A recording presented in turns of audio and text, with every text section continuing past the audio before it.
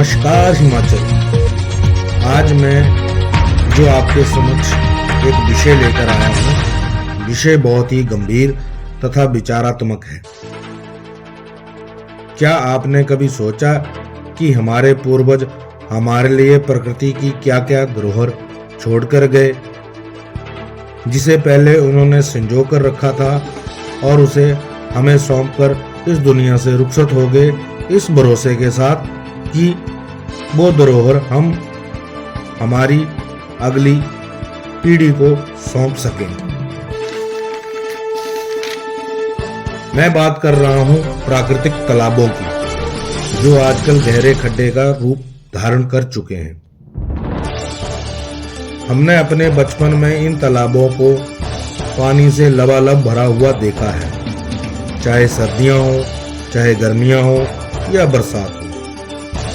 इन तालाबों में पूरा साल पानी के भराव से जल स्तर कभी भी नीचे नहीं गया और हमें पेयजल स्वच्छ मिलता रहा। आज आप देख सकते हैं हिमाचल के बड़े बड़े शहरों में पानी पीने लायक नहीं है।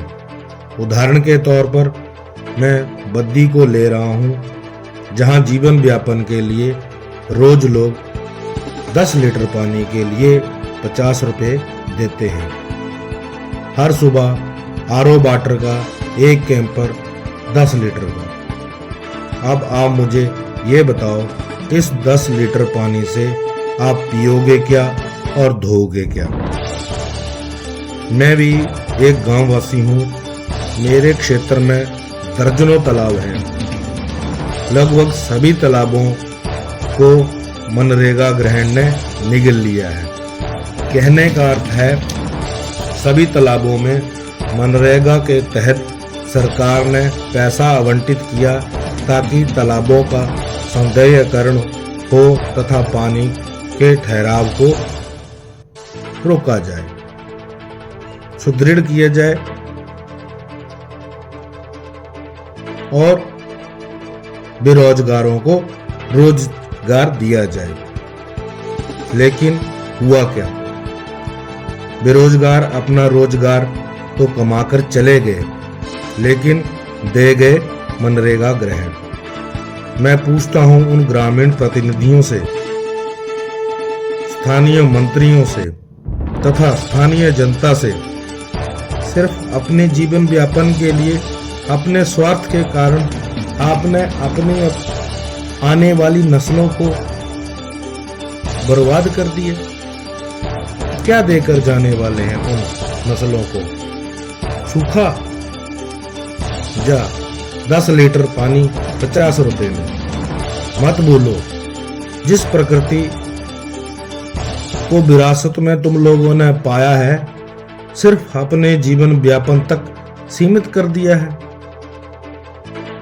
वो तुम्हें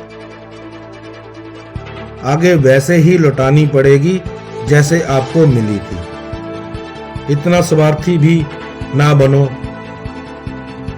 कि सिर्फ अपना जीवन व्यापन करने के लिए आपको पैसा ही कमाना है। भगवान कृष्ण को भी अपने गांव वासियों को गोकुल छोड़कर वृंदावन जाना पड़ा था। क्यों? आप बता सकते हैं? यही रीजन था, गोकुल में सूखे के कारण। अरे वो तो भगवान थे। विश्वकर्मा को आदेश दिया कि मेरे गोकुल वासियों को सुख सुविधाओं की कमी नहीं होनी चाहिए। इसलिए उन्होंने विश्वकर्मा जी को आदेश दिया कि वृंदावन में एक गोकुल जैसा ही माहौल बना दे। फिर हुआ क्या? भगवान विश्वकर्मा जी ने वृंदावन में गोकुल गांव की कॉपी पेस्ट कर दी, मतलब हूबहू गोकुल बना दिया। लेकिन हमारे पास ना ऐसा है, ना हमारे साथ कुछ ऐसा होने वाला है। इसलिए अभी भी वक्त है, इस पर विचार करें और सरकारों को पानी संग्रह करने पर मजबूर करें। हम लोग जो पैसा सरकारों को टैक्स के रूप में दे रहे हैं उसका सही उपयोग करें तथा करवाएं। बद्दी में भी एक गांव है जहां मैं रहता हूं। गांव का नाम संडोली है। मैं दिखाता हूं आपको। वहां भी एक तालाब है जो आज भी पानी से लबालब भरा हुआ है।